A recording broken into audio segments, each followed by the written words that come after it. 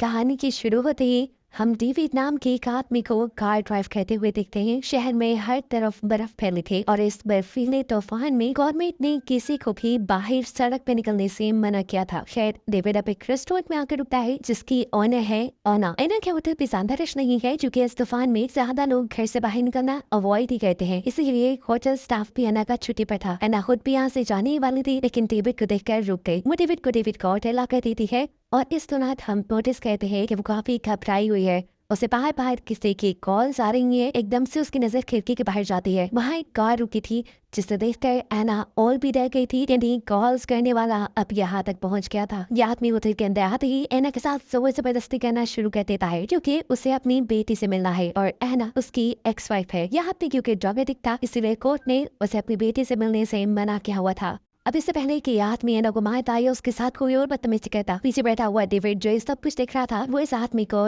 रुक जाने को कहता है और उसकी यही याद कर एना के हस्बैंड का गुस्सा और बढ़ा देती है। उससे में ही वो डेविड से लड़ने के लिए डेविड तक पहुंच जाता है लेकिन डेविड बहुत ही काम बैठा हुआ था जो उससे कहता है तुम्हारे पास दो ही ऑप्शन है, या तो अब मैं इसे रहकर जेल चले जाओ या फिर आप आराम से घर जाओ, अपनी नशा छोड़ने की तैयारी करो और फिर जज से अपनी बेटी वापस ले लो। यहाँ पिंक डेविड की पुलिस को बुलाने वाली बात से डर गया था, इसलिए चुपचाप वो वहाँ से चला जाता है और उसका जाना एना को रिलैक्स कर गया था। ये सब डेविड की वजह से हुआ था। डेविड की समझदारी ने इस सिचुएशन इतने आराम से हैंडल कर ली थी और इसी वजह से एना डेविड से इम्प्रेस हुए बगैर नहीं रह सकी। क्या वो बैठ कर डेविड से बात करती है तो उसे पता चलता है कि डेविड मैरिड है। एना का एक्स हस्बैंड अब जाते हुए डेविड की कार का मिरर भी तोड़ गया था लेकिन डेविड उसके लिए भी खामोश रहता है। वो टेप से अपने साइड मिरर को चिपका कर अपने रास्ते पे आगे बढ़ जाता है। तूफान बहुत तेज था, बारिश हो रही थी, आगे बढ़ना वैसे ही मुश्किल लग रहा था और साथ ही डेविड के कार का फ्यूल भी खत्म हो चुका था। इसी रास्ते में डेविड फ्यूल डलवाने के लिए रुक जाता है और इसी दौरान यहाँ से गुजरता है एना का एक्स हस्बैंड। उससे पहले ही डेविड पे गुस्सा था, वो अपना सारा गुस्सा यहाँ डेविड पे निकालना चाहता था लेकिन इससे पहले कि वो अपना प्लान अंजाम दे देता एक पुलिस कार इसे फ्यूल स्टेशन पे आकर रुक जाती है। डेविड जैसे ही फ्यूल भरवा कर आगे की तरफ बढ़ता है एना का एक्स हस्बैंड भी अब उनकी कार का लगातार पीछा कर रखा था और ये चीज डेविड ने नोटिस कर ली थी। डेविड जानता था ये वही आदमी है जिससे उसने होटल में पंगा लिया है और अब नुकसान पहुंचाए बगैर तो ये जाएगा नहीं। अपने आप को बचाने के लिए वो स्पीड तेज कर लेता है। उस आदमी से काफी दूर आने के बाद डेविड रोड की साइड पे अपनी गाड़ी लगाकर ऑफ कर देता है ताकि रात के अंधेरे में उस आदमी को डेविड की गाड़ी दिखे ही न। उसका ये प्लान वर्क भी कर चुका था। वो आदमी डेविड की कार के पास से गुजर जाता है पर उसे कार नहीं नजर आती। डेविड को डर था कि वो आदमी कहीं दोबारा इसका पीछा न करने लग जाए। से छुपने के लिए वो यही जंगल से निकलती हुई एक छोटी सी सड़क पर चढ़ जाता है। ये सड़क बहुत ही ज्यादा स्लिपरी थी, सुनसान इलाका था। डेविड को ज्यादा कुछ नजर भी नहीं आ रहा था और इसी स्टीपीपन की वजह से डेविड की कार का एक्सीडेंट हो जाता है। वो कार स्लिप होकर साइड पे गिर जाती है। डेविड ने काफी कोशिश की कि उसकी कार वहाँ पे सड़क पे आ जाए लेकिन कार के टायर्स बर्फ के अंदर धंसते ही जा रहे थे। मजबूरन अब वो गाड़ी से निकलता है और अपने हाथों की मदद से टायर्स के इर्द गिर्द से बर्फ हटाने की कोशिश करता है लेकिन ऐसे बर्फ की ठंडक ने उसके हाथ जख्मी कर के थे। उसे लग रहा था कि अब उसके हाथ टूट जाएंगे।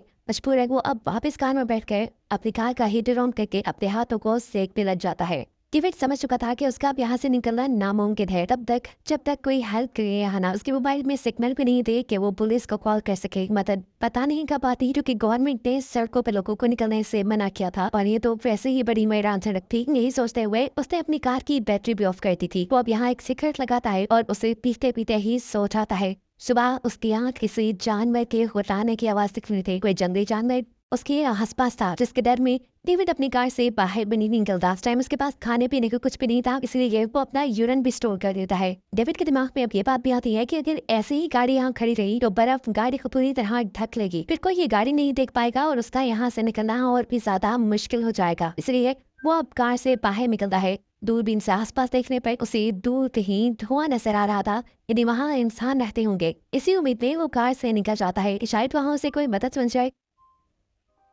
वहाँ जाने से पहले वो अपनी गाड़ी की डिक्की खोलता है और उसकी गाड़ी की डिक्की में हम बंधी हुई एना को देखते हैं। डेविड जिसे हम अच्छा इंसान समझ रहे थे वो एक किडनैपर था जिसने एना को किडनैप कर लिया था। वो कार से दूर जाने से पहले एना को वार्न करके चाहता है कि इस कार से निकलने की कोशिश भी न करना, लेकिन एना क्यों अपने किडनैपर की बात मान दी। वो उसकी चाहते ही कोशिश करना शुरू कर देती है और उसके जो हाथ और मुंह टिप से बंधे थे वो उन्हें खोलने में कामयाब भी हो जाती है। अब उस गाड़ी से भी बाहर निकलना चाहती थी लेकिन कार की बैक साइड अंदर से नहीं खुल सकती थी, इसलिए वो कार के बैक स्पीकर्स को हटाते हुए कार के अंदर आने में कामयाब हो जाती है। कार के अंदर आते ही वो कार का दरवाजा खोल के बाहर भाग जाती है लेकिन बाहर बहुत ज्यादा ठंड थी और दूर दूर तक उसे जब कोई इंसानी जगह नहीं नजर आती तो उसे बेहतर वापस कार में जाने लगता है, जहाँ एटलीस्ट वो सर्दी से तो बच सकती थी। हाथ पांव उसने अपने खुलवा गए थे, डेविड से भी मुकाबला करने के वो अब काबिल हो चुकी थी, इसलिए है ना कार के अंदर वापस जाकर बैठ जाती है क्योंकि सर्दी बहुत ज्यादा बढ़ चुकी है। और दूसरी तरफ अब हम डेविड को देखते हैं, टूए वाली जगह पहुंचने के चक्कर में बुखार से बहुत दूर आ चुका था और अब उसका पाँव भी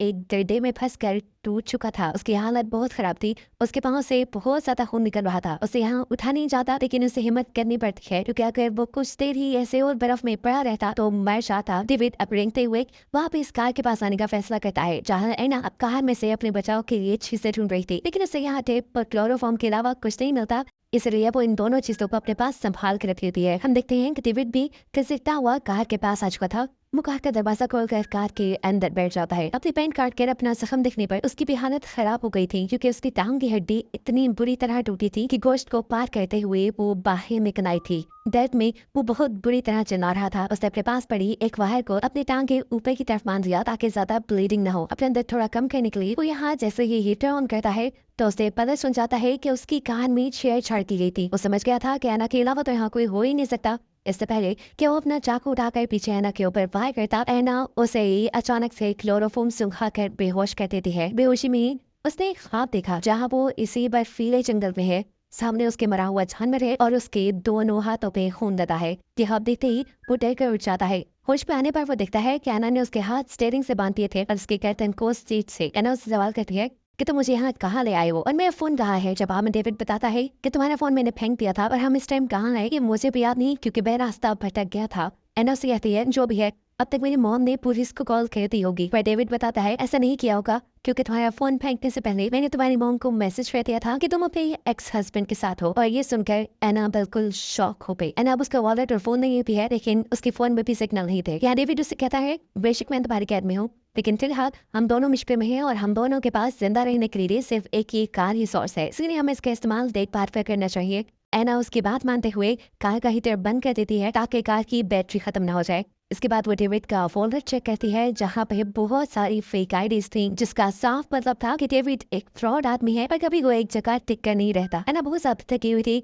उसे नींद भी आ, इसीलिए वो डेविड की कार में रखी हुई बच्चों वाली सीट को उठाकर कार से बाहर फेंक देती है ताकि वो यहाँ आराम से सो सके। लेकिन डेविड के होते हुए आराम से कैसे सो सकती थी, इसलिए सोने से पहले वो डेविड को भी क्लोरोफॉर्म सुखा कर बेहोश कर चुकी थी। इस मरतबा भी बेहोशी हुई डेविड वही ख्वाब देखता है जो उसने पहले देखा था। इस बर्फीली जगह पे एक मरा हुआ जानवर जिसका खून डेविड के हाथों पर लगा था। डर के मारे इस मरतबा भी डेविड होश में आ जाता है, लेकिन होश में आते ही वो देखता है कि एना पहले से ही जाग चुकी थी और ताकि फौरन बाद एना को भी वॉशरूम जाने की जरूरत पड़ी थी, इसलिए वो गाड़ी से बाहर निकल जाती है और ये मौके का फायदा उठाते हुए डेविड अपनी गाड़ी को पूरी तरह लॉक कर देता है ताकि एना बाहर ही फंस जाए। उसकी इस हरकत से एना झुंझला चुकी थी, उसे बहुत ज्यादा गुस्सा आ गया था। अगर उसे जिंदा रहना था तो वो गाड़ी के अंदर ही रह सकती थी, इसीलिए अब वो बेबी सीट जो उसने पहले उठाकर गाड़ी से बाहर फेंकी थी उसी की मदद से गाड़ी की विंडो तोड़कर गाड़ी के अंदर आ जाती है। विंडो टूटने की वजह से गाड़ी का टेम्परेचर भी बहुत डाउन हो गया था। उस समय वो सीट बेल्ट की मदद से डेविड को कत्ल करने की कोशिश करती है और इससे पहले कि डेविड मर जाता एना के ज़हन में आने वाला कोई अच्छा ख्याल उसे ऐसा करने से रोक देता है। टूटी हुई खिड़की से लगातार आने वाली सर्दी इनको मार देती, इसलिए एना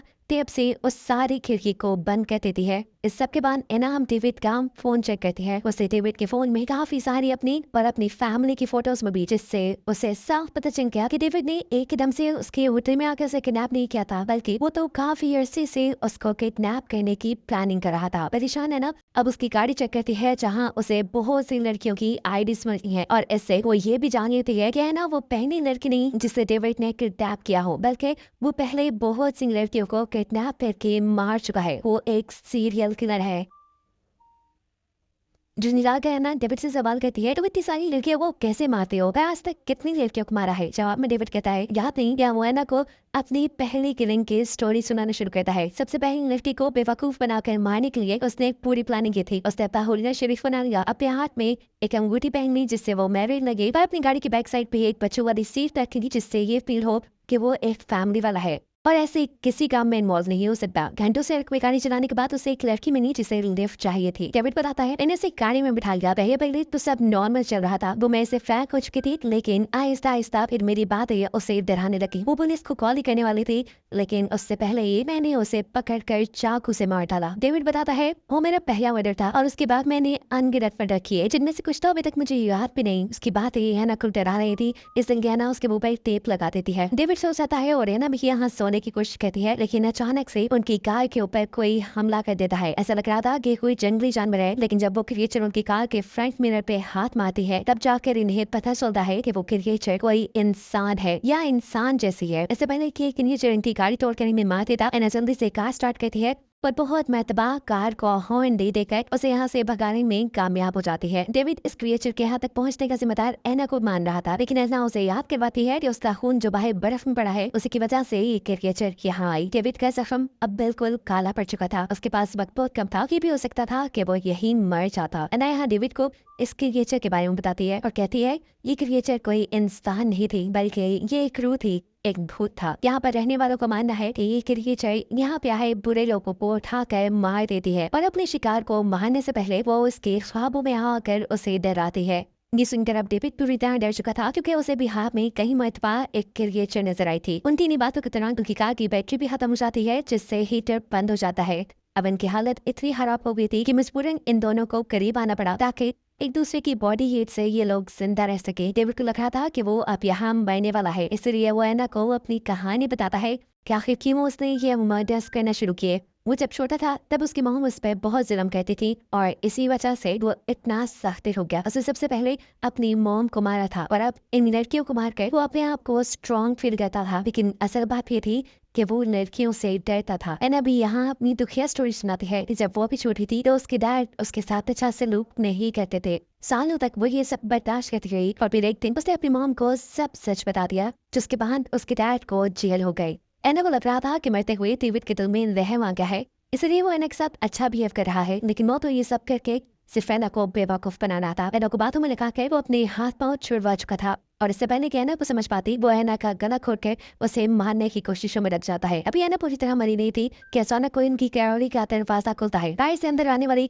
वही स्पिरिट, वही क्रिएचर थी जिसकी कहानी एना ने डेविड को सुनाई थी। साथ में वो एना को भी ले जाने वाली थी, लेकिन एना अपने आप को बचाने के लिए अपनी वो जैकेट ही उतार देती है जिसे उस क्रिएचर ने पकड़ा हुआ था। ऐसे क्रिएचर के हाथ सिर्फ डेविड ही लगता है। डेविड यहाँ से निशाने के बाद एना जल्दी से अपनी कार को लॉक कर देती है और वो क्रिएचर दोबारा यहाँ आकर उसे ढूंढने ले इसे इनके बुखार के ट्रंक में छुप जाती है। उसने कोई मोटे कपड़े भी नहीं पहने हुए थे, शायद ये सर्दी अब उसे मारते थी, लेकिन उसकी किस्मत अच्छी थी। ये बर्फीला तूफान रुक जाता है और बर्फीले तूफान के रुकते ही बर्फ हटाने वाली गाड़ियां यहाँ आ जाती हैं, जिसके ड्राइवर की नजर इस कार पे भी पड़ जाती है। जैसे ही इस कार के पास आता है तो उसे यहाँ मरे हुए डेविड के ऑर्गन नजर आ रहे थे। गाड़ी को अच्छी तरह चेक करने पे उसे गाड़ी में कोई नहीं मिला, लेकिन फिर जब वो गाड़ी की डिक्की खोलता है तो वहाँ एना थी। सर्दी की वजह से उसकी हालत काफी खराब थी, लेकिन अभी भी वो जिंदा थी, जिसे अब रेस्क्यू कर लिया जाएगा। उसकी जान बच जाएगी और यही दिखाते हुए ये कहानी यहाँ खत्म हो जाती है।